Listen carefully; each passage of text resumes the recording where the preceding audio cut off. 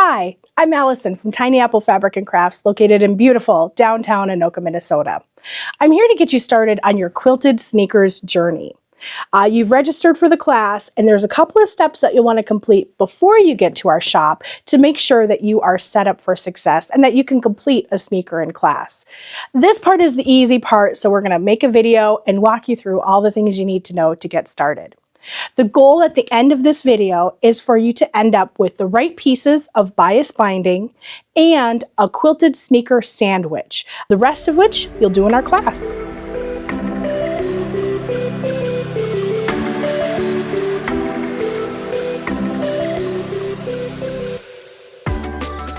So there's a couple things that you're going to need to get started. First is your fabric. You'll need to have a main fabric chosen, a lining fabric chosen, and then a binding fabric chosen. It doesn't have to be 3 different fabrics, but you'll want about a fat quarter of each. Now, if you have larger feet, or if you have some fabric that you really want to fussy cut to make sure you get the right piece of the right image of the fabric exactly where you want it, I would recommend at least a ½ yard for your outside and your lining. And then again, your bias binding can be any color that you want. A lot of people match their lining, but some people choose something completely different. So make sure you have at least a fat quarter of that. Otherwise, if you are just going with a regular sneaker just like this, you'll need a fat quarter of the main, a fat quarter of the lining, and then a fat quarter of the binding. You'll also want to make sure you have some good thread. Brand new 50 or 40 weight cotton thread is great. If you're using polyester thread, it's a little bit better, a little bit stronger, and so you'll want 40 or 50 weight of that as well. So you'll need your polyester thread or your brand new fresh cotton thread to quilt your quilt sandwich for your shoe. The rest of which we'll take care of for you in class. So let's get started with the steps of this tutorial to make your quilt sandwich and your bias binding.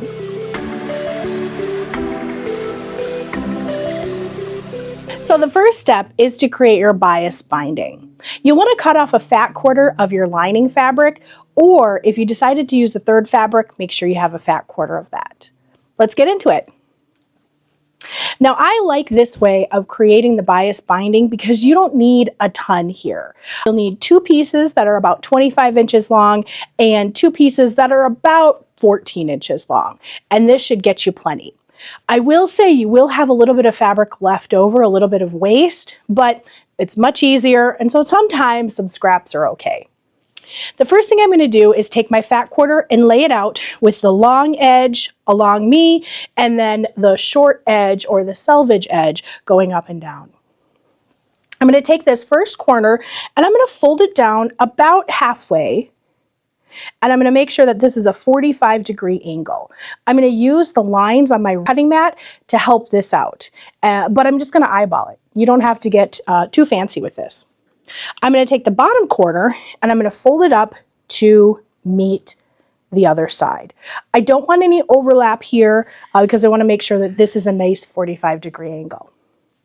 I'll take my piece, turn it 90 degrees, and you can see right here in the middle, there are 2, it's where the fabric meets and it kind of overlaps, or it doesn't overlap, but it connects. I am going to, this is completely optional, but I'm going to take this and I'm going to mark it on my cutting mat, just roughly where that overlap is. The reason I'm doing this is because this is where the longest pieces of bias binding will be. What I cut right in the middle here are going to be the longest pieces. So I want to do my best to optimize that so I have enough in one continuous piece to get around my shoe. Now, if I end up a little bit short here, that's okay. I'll show you how to join them together.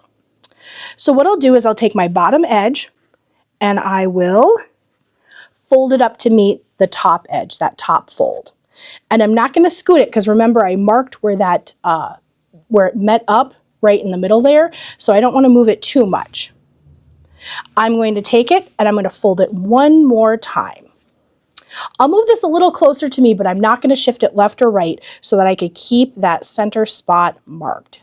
So I'm just going to scooch it a little closer. And I'm going to know that this line here and this line here is where that center piece is. Then all I have to do is take my ruler and rotary cutter, and I'm going to cut right in the middle here. I'm going to use that first arrow where I've got the beginning of my big pieces. I'm going to use my ruler to make sure that I'm completely perpendicular here, and then I'm going to make a cut. Now, I'm going to scooch this part aside. I'm not going to open it up just yet, and then I'll measure what I want my binding to be. For this project, I want my binding to be 1 3/4 inches. So I'm going to use my ruler to measure that. I'm going to line it up, and then I'm going to cut another piece. So here is my first piece of bias binding. I'm going to move it over 1 3/4 again, and I'm going to do that again. So what I'm doing here is cutting bias binding from the middle of this piece. The left side and the right side are both going to be a little bit of waste, but like I say, I'd much rather do this, have a little bit in my scrap pile, than join together a bunch of bias pieces. So I mentioned that I need 4 pieces of bias binding. I'm going to cut 5 just in case I need to join it together. Now I'm getting kind of to the edge of this one, so I'll just flip this over and cut my last 2 1 3/4 pieces. Make sure everything stays lined up. And here we are. So here are, I'll scoot these over, my 5 pieces. Now I'm not going to disturb this too much because just if I want to make sure that I've got some extra fabric ready to go in case there's something wrong with these pieces, or I decide I need an extra piece just for a little bit of wiggle room. I'm going to open these up and make sure I have long enough pieces. Now notice I didn't cut off my selvage, and that's okay. As a reminder, you'll need 2 pieces of bias binding that are about 25 inches long and 2 pieces that are about 18 inches long. Now, a lot of this depends on the size of your shoe, so you might want to bring a couple of extra pieces to class just in case, just so you don't run out. But what you can see here is I've got 2 pieces. I'll show you what to do, how to join them together, just in case you need to. I got really lucky with mine in that I had the right size of pieces without joining, but if I did need to join, this is what I would do. I would take one of my pieces of bias binding and line it up with another with a cut going the same direction. You can see here if there was a seam right there, this would be one beautiful piece of bias binding. I'm going to take the one piece, put them right sides together, and line up that cut edge. And what I'm looking for is about 1/4 inch overlap here and 1/4 inch overlap here. I'm going to take that, give it 1/4 inch seam along this line here, and then I would have one big long piece of bias binding if those two were joined together. So it's really easy to put these pieces together to make the longer piece that you need. Now you might ask, well, this is a lot of work. Can I just use a straight binding? And I would say for these shoes, no, I wouldn't recommend it. Not only is a bias binding stronger because you've got both edges of the cross of the grain on the edge here, so any of the wear and tear that you'd see from using your shoe would be less so with a bias binding, but you can see you're going around some pretty severe curves. You can't do that well with a regular binding, with a straight of grain binding. So the bias binding helps you ease around these curves, and it just gives you a better finished result. So as you can see with the fat quarter method, this was really easy to make my bias strips, and I don't need long pieces at all, so it's easy to join maybe 1 or 2 together. Now when you are making your quilted sneakers, you get to decide what to use. You can use lots of different materials: quilting cotton, canvas, linen, even ribbon. Whenever you're using something that's a little bit thinner than canvas. So if you're using ribbon or if you're using quilting cotton, there's one extra step that you'll want to do. So if you are using quilting cotton for your shoes, let's get started.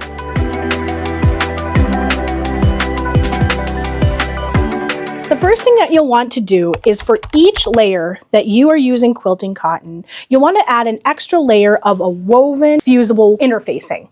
SF101 by Pellon is a great option. I'm using here Pro Fuse. I like it a little bit better for this application because it comes on the bolt in 45 inches. So if I'm using a half yard of fabric, if I've got that fabulous fabric that I want to fussy cut, or if I've got larger shoes where I'm using half a yard to prep, it works a little bit better. The other reason I like Pro Fuse is it's a little bit stiffer. And for this application, the little bit of stiffness is perfect. So I've laid down a fat quarter of Pro Fuse. I've laid it down fusible side up. Now when you have this in your hand, it'll be really obvious which side is the fusible side. The fusible side is a little bit bumpy. You can feel that fusible adhesive on there, and the other side is smooth. So I've got this smooth side down, fusible side up, and I'm going to lay down my main fabric wrong side down, so right side up. So in this little combo here, I've got the wrong side of my fabric against the fusible side of the interfacing. I'm going to line that up nicely, exactly how I want, and you'll want to press to adhere your fabric to the fusible interfacing. You don't want to swish your iron, you don't want to iron this, because what you might end up with is distorted fabric. It's much better in this case to press, hold it for 3 to 5 seconds, and then move on to the next section. So I'll go ahead and do this. It's a little bit boring, so you might need a podcast or some good music. But you'll want to do this. Make sure you get every square inch of this fabric pressed, not ironed, so that you can make sure that all of the fusible is melted. Now, as you're finishing up pressing your fabric to your fusible interfacing, you might be able to feel a little bit of texture where the glue didn't quite melt. Give it a feel before you put your iron away and just make sure that everything is fully adhered. If it didn't work, just hit it again with the iron. Now, one thing that might help out is to make sure that you've got enough steam, either the steam setting on your iron, you could use a slightly damp pressing cloth, or you could get a mister bottle like this. Now you don't want to get it damp, just a little steam might help that glue melt and your fabric adhere to your interfacing. So with that, let's press away.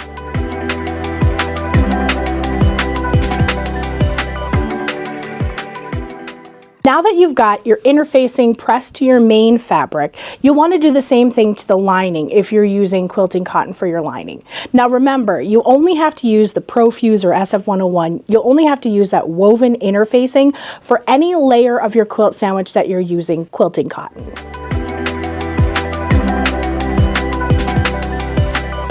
Now the middle of your quilted sandwich is going to be a foam of some sort. We like Bosal, as mentioned earlier. It's really easy to use. The glue, the adhesive on the Bosal is really nice and sticky, but Bosal Interform is not available everywhere. If you can't find it, a really good option is to use Annie's Soft and Stable. Now, Soft and Stable isn't a fusible product, so we'll have to add our own fusible web, and this is how you do it. Now the first thing I'm going to do is take my fabric. If I were using quilting cotton, I would have a piece of quilting cotton attached to a fusible interfacing. In this case, I'm using canvas. You'll notice this canvas is a little bit smaller than a fat quarter. This is just for demonstration purposes. For your shoe, if you are using a canvas combo with the Annie Soft and Stable, you'll want to use your full fat quarter piece, but this is just to show you. You want to take your fusible web. Now this piece here is a piece of Steam-A-Seam 2 Light. We like this because it's a really good thickness. It's not going to add too much bulk. It's got good adherence properties, but what I like the most about it is it's slightly sticky. So I can use that stick to position or reposition my fabric to make sure it's in exactly the place that I'd like it. So what I'm going to do is there's two sides of the release paper and the fusible is in the middle there. I'm going to take off the one side, which leaves me with a fusible web with just a little bit of stick. I'm going to line that up on my fabric and place it sticky side down. Give it a little bit of a press. Make sure I like how that is oriented, and then I want to be really careful because this is raw fusible over here. So if you have any of this fusible web sticking out, make sure that you cover it with a pressing cloth or you cut it before you start pressing. Again, the thing that I like about the Steam-A-Seam is it gives you a little bit of stick so you can see my fabric is sticking to this even before I've put my iron on it. So if I like how it's oriented, I am going to use my iron and I'm going to press it on. Again, be very careful of any fusible that's hanging outside from your fabric, and also, just as before, you will want to press and not swish. So same thing here. To make sure that it adheres properly, I'm going to use the steam setting on my iron, or I'm going to use a damp pressing cloth, or I'm going to use my mister bottle and spray just a little bit of plain water on there. Again, you don't need to douse it, just a little bit to help that glue melt.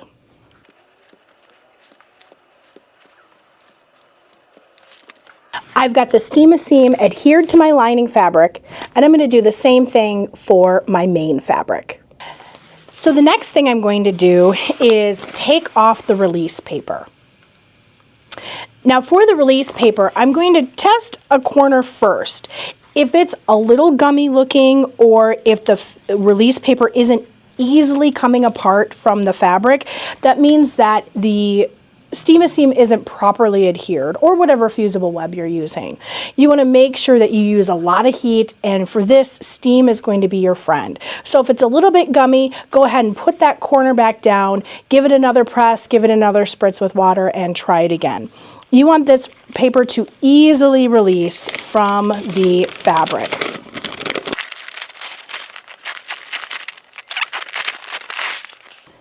So here I've got my background piece along with the fusible web. I'm going to take my appropriately sized piece of soft and stable, and I'm going to line it up here. Now, if you are using Steam-A-Seam like I am, you notice that you'll have a little bit of stick, so you can reposition this fabric however you see fit. I'll take it out, make sure it's nice and smooth. And again, press. As mentioned before, steam is going to be your best friend, so make sure that you're using the appropriate amount of heat and steam. Again, you're not going to swish your iron. You'll press, hold for 3 or 5 seconds, and then move on to the next section.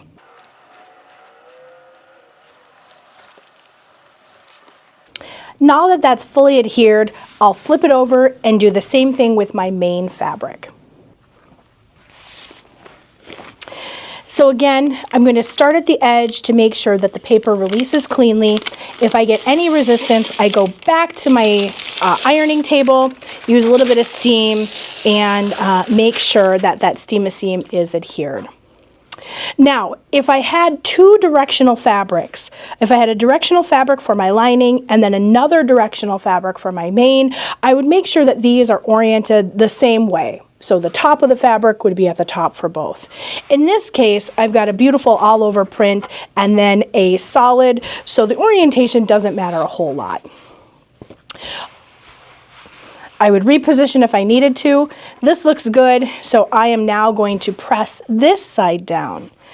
Now, I cannot say this enough, and I think you probably know where I'm going to go with this, but you'll want to press and not swish, and use lots and lots of steam on this. If you don't properly adhere the steam seam, when you go to quilt your sandwich, you could end up with a gummy needle. So if you go to quilt and you're finding you get some residue on your needle or it's not sliding through as you would expect it to, don't be afraid to go back to your pressing table and give it a little bit more heat and steam. So I'm going to press, press, press, and when I think I'm done, I'm going to press some more. And that is how you would use by Annie's Soft and Stable or a foam that's not already fusible. You need to make sure to add that fusible leg to it.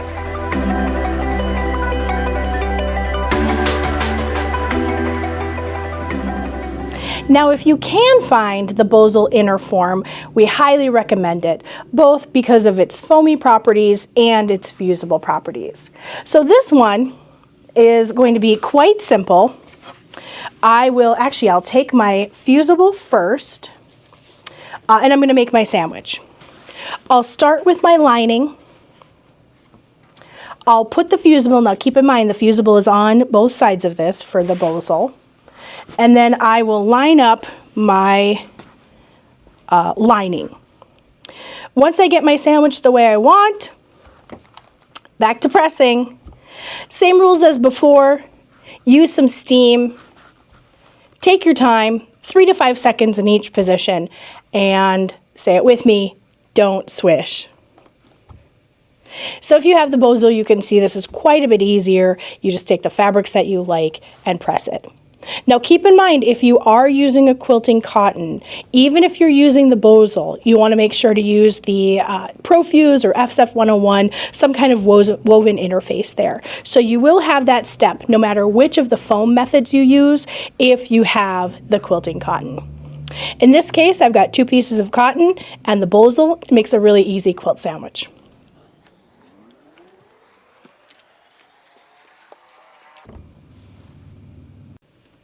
And then what I'll do is flip it over and press on the reverse.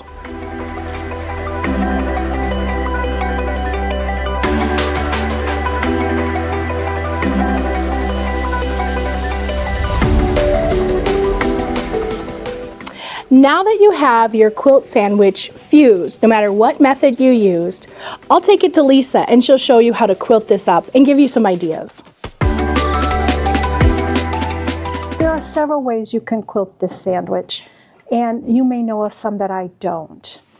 When I quilt Soft and Stable, I always use either a 90 stretch needle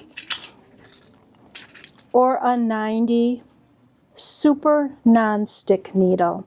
Your machine may take one needle better than the other needle. I sew with an Elna, which is basically a Janome, and mine tends to use the 90 stretch best with the Soft and Stable, but I know other people have said the super non-stick works better for them. Either way, a 90 is important to use for size. Couple of different ways you can quilt your sandwich. If you have a walking foot and a little bar that you can put in, this foot allows you to measure exactly an inch or half of an inch every line that you do, and it keeps it consistent. This is very nice and very handy if you have one. Plus the walking foot is great for multiple layers of fabric. If you do not have a walking foot with the quilt bar, you might have for your machine a quilting foot such as this. What I like about this is it allows me to quilt a half an inch or an inch, and that's the largest size of a quilting line that you would want to draw for these shoes. Anything larger than that will get lost within the pattern. A third way you can quilt your sandwich if you do not have those feet is you can use one of your rulers. I tend to use the 45-degree line, line it up,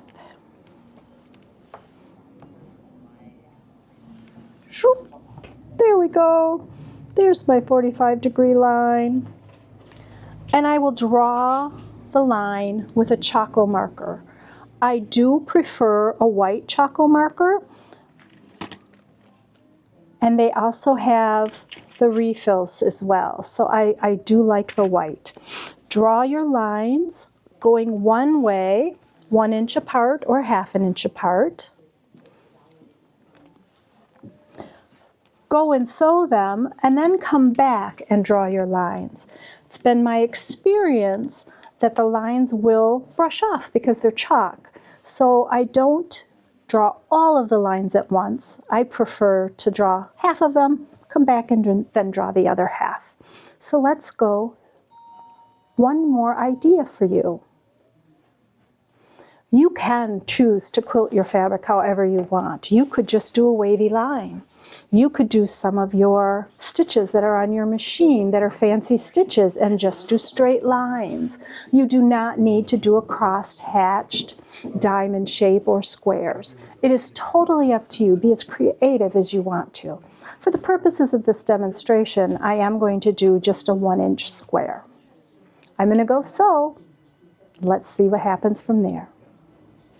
So here we are at the sewing machine, and I'm going to use the foot that I mentioned because I want to put it at this red line right here on the line that I had drawn with the white chalk, and I'm going to sew down, keeping the red line right here on this line of thread that I have already stitched, and it will look like this.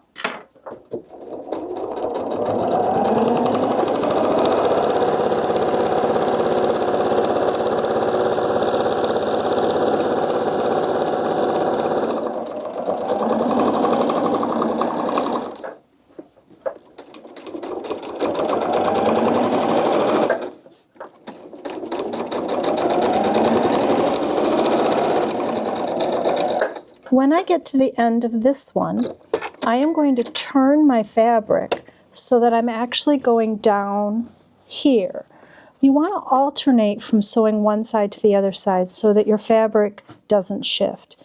In reality, it shouldn't shift because you've got the soft and stable adhered with the Steam-A-Seam too, but I've always been told when quilting like this, you alternate sides. So I'm going to come back over here, I'm going to line up the red line with my thread, and I'm going to start sewing again. Keep in mind, I have my needle in the center position, and on my Elna, I'm at a 3.0 stitch length, a little bit longer than what you might typically think of using.